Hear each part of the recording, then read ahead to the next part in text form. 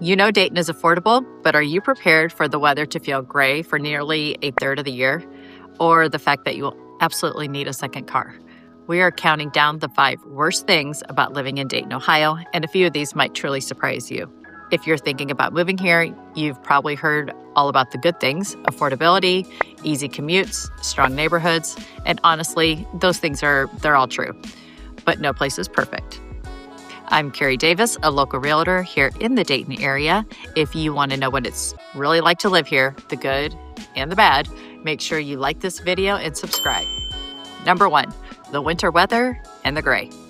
We're talking about the core winter stretch here, January through March. December usually isn't too bad. You get the holiday lights, maybe a snowfall or two that actually looks really pretty, and there's still that festive energy that kind of carries you through. But once January hits, winter settles in and tends to linger.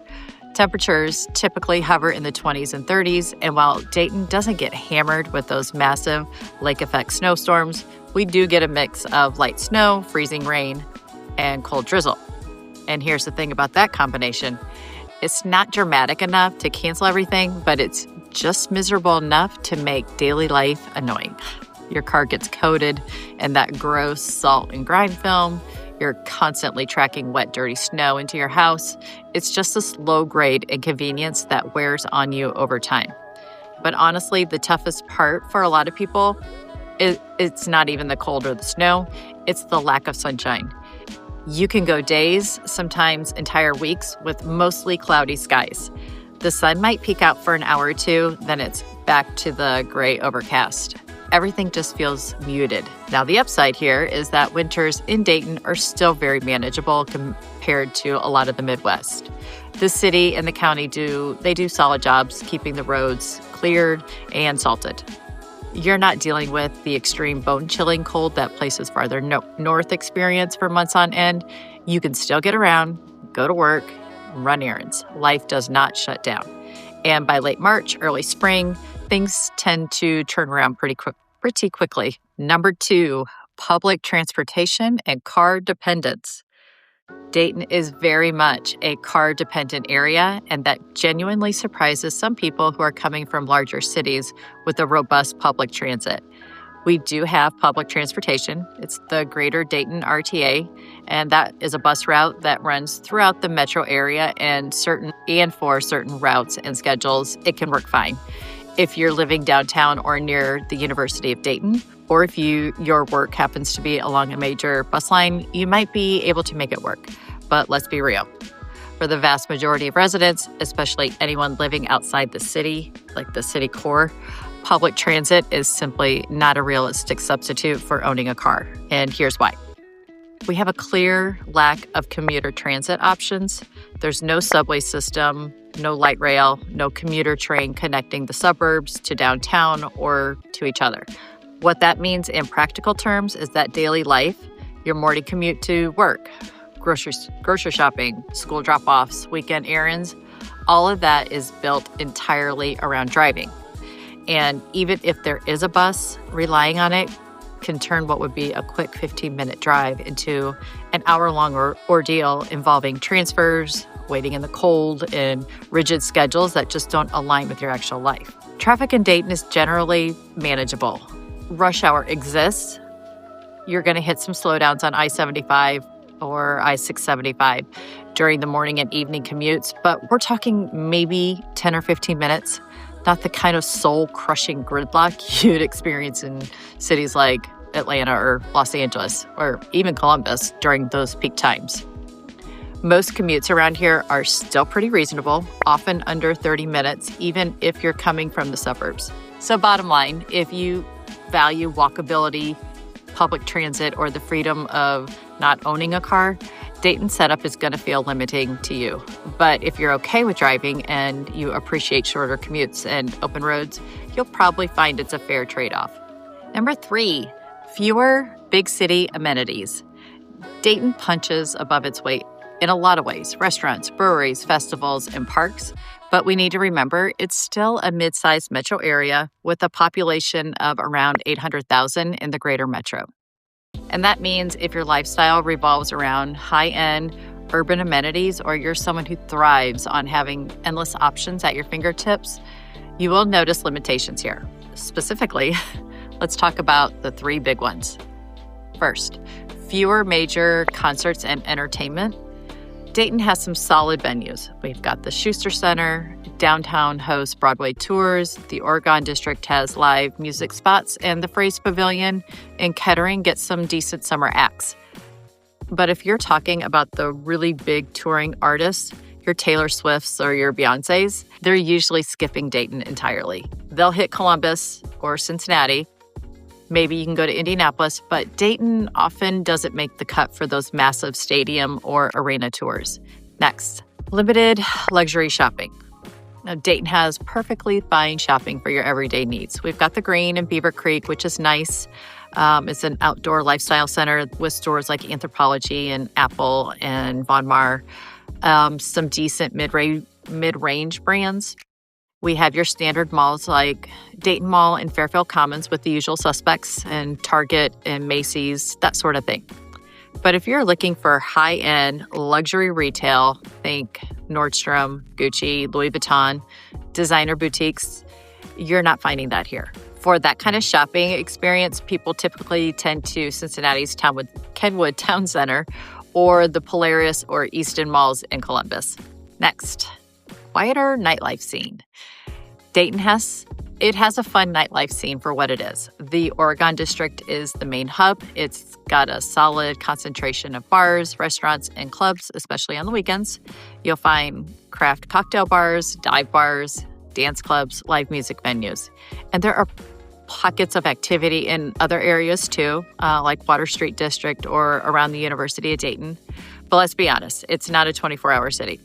Most bars close by 2 a.m., sometimes earlier on the weeknights. The crowds tend to peak and then they thin out pretty quickly. If you're used to cities where nightlife is sprawling, diverse, and goes until dawn, Dayton scene is going to feel pretty tame by comparison. And for some people, that's perfect. They love having that home base that is calm and affordable. And they don't mind driving an hour when they want that big city fix. But if you're someone who feeds off urban energy every day, Dayton's going to feel limiting to you. You'll start to feel like you're missing out, or you'll find yourself spending a lot of weekends on the highway. So ask yourself, how important is constant access to big city amenities to your quality of life? Okay, this next one surprises a lot of people moving to the area. Our worst thing, number 4, the maintenance trade-off. Dayton has a large amount of older housing stock, especially in the city itself and that first ring of suburbs like Oakwood, Kettering, and older parts of Centerville. And honestly, that charm is absolutely the part of the appeal for a lot of people. You get these beautiful tree-lined streets. You find homes with real character with the original hardwood floors, the crown molding, the built-in bookshelves. A lot of these houses were built in the 1920s and through the 1960s, and they have that solid, sturdy construction you don't always find in newer builds. But here's the reality that comes with that charm. Older homes mean older systems and ongoing maintenance needs. Let's break that down, what that actually looks like on the day-to-day. Older HVAC systems. A lot of these homes still have their original furnaces and AC conditioning units, or ones that were installed 20, 30 years ago. And while some of them, they soldier on, and some of them do remarkably well, but they're often less efficient, more expensive to run, and they're closer to needing replacement. And finding replacement parts for really old systems, that can be a headache and expensive when something breaks down in the middle of January. Next, dated wiring and plumbing. Many of the older Dayton homes still have outdated electrical systems, maybe only 100 amp service when modern homes typically have 200 amp, or still some knob and tube wiring in parts of the house. That means if you want to add central air, install a hot tub, or set up a home office with multiple computers and monitors, or even just plug in all your modern appliances and devices, you might need an electrical upgrade. And we're talking several $1,000s for a panel upgrade or rewiring portions of the house. plumbing is similar. You might have old galvanized steel pipes that are corroding from the inside, leading to low water pressure, or that cast iron drain pipes that are deteriorating and prone to clogs or leaks. Modern home design trends heavily favor open concept living. It makes homes feel bigger, brighter, and more social. Great for entertaining, keeping an eye on your kids while you're cooking, or just enjoying that airy, spacious vibe. Older Dayton homes? Not so much. They were designed in an area when rooms had specific purposes and were separated by walls. But if you're dreaming of that open, modern aesthetic you see on HGTV, you're either going to need to buy one of the pricier, newer homes, or you're looking at a significant renovation. It's doable, but it's also expensive and disruptive. So, the newer home alternative and why it's competitive. Now, newer homes, they absolutely exist in Dayton, especially in developing areas farther out like Springboro, Bellbrook, Beaver Creek. They all have newer subdivisions, even Washington Township. So here's the crucial decision buyers in Dayton often face. Do you want character or do you want convenience? Neither choice is wrong, but it's important to understand that up front because an older home is a lifestyle commitment. Number 5, the slower pace isn't for everyone. For some people, this is exactly why they love Dayton. For others, it can feel like a downside. Dayton has a slower, calmer pace of life compared to the bigger metros, and that difference is noticeable pretty much immediately. If you're coming from a place with nonstop energy, where there's always something happening, Dayton can feel a little sleepy at first. And I don't mean that as an insult. It's just a different rhythm. Let me explain what that actually looks like in practice. Nightlife is limited and it winds down early. We touched on this earlier, but it is worth repeating because it's one of the most common adjustments people mention. Dayton's nightlife scene centers mainly on the Oregon District and a few other pockets, and while you can have a great time on a Friday or Saturday night, the options are just more limited. Restaurants often stop serving by 9 or 10, even on Fridays and Saturdays. Coffee shops close usually by 7 or 8. Retail stores shut down, depending on the day, 7 or 8. But if you're someone used to grabbing dinner at 10, I can't imagine, you'll find your options extremely limited here. And it's not just nightlife, it's the general pace during the day too. Mornings don't have that frantic, everyone's in a rush energy. Lunch hours are fairly relaxed. Traffic doesn't have that aggressive, horn-honking intensity. It can feel almost a little too calm. Now here's the thing. This slower pace is exactly what many people are actively seeking out. They're tired of the grind, tired of traffic, tired of feeling like they're always running at 100 miles an hour and never actually enjoying their life. For those people, and there are a lot of them, Dayton's slower pace is just what they're looking for. It's the whole point. So ask yourself, what do I actually need to be happy? So those are the 5 worst things about living in Dayton. Gray, lingering winters, the mandatory need to own a car, fewer big city amenities, older homes that can require more maintenance, and a slower pace of life that just isn't for everyone. And here's the important part. None of these are deal breakers. They're just trade-offs. Every city has pros and cons, and the real question is which trade-offs matter to you and which ones don't. For some people, Dayton's affordability, easy commutes, and strong community feel far outweigh the gray winters or the quieter nights. For others, those same things might feel limiting, and that's completely okay. There's no such thing as a perfect city, just the right fit for your lifestyle. Now, if you want a deeper balanced breakdown of the great parts too, I've already done a full video called The Real Pros and Cons of Living in Dayton, Ohio.